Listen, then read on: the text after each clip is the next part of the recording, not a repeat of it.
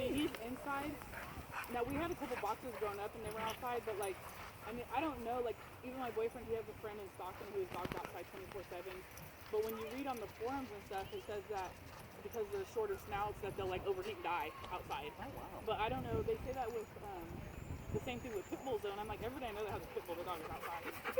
But they say that with pit bulls, boxers, pugs, You have the short snout. any of them are sort of basically. Total puppy. He loves people, so if you don't want him on, you just push him off.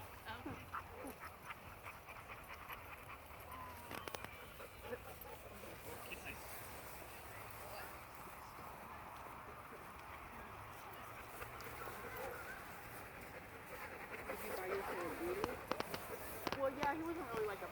The guy had a 3-year-old boxer.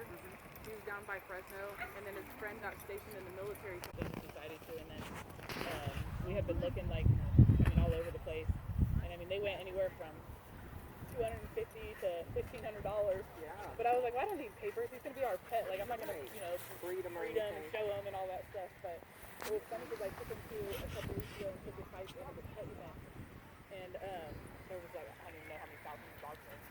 And so he did like the obstacle course. The lady didn't want him to at first, but she's like, well, he's only 5 months. Like, normally they're like, yeah, she didn't realize like what she got herself into. And then she has really thin skin, so when she was going through the teething part, I mean, she was getting like cut open every day from the dog like biting her and stuff. And so then what she did was my brother already had a shepherd at his house with their outdoor dogs. And then he had my brother was next door to her husky. They're on the same property, so they kind of all play together.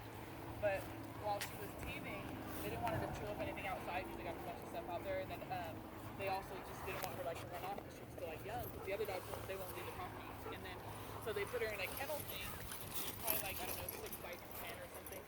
And so the dog got used to being in there for a couple of months. And I mean, they would take her out, to run around the property with the dogs and stuff. But for the most part, she was in there. So I guess that's how she learned to jump, to get out of there. And then so now my mom is barely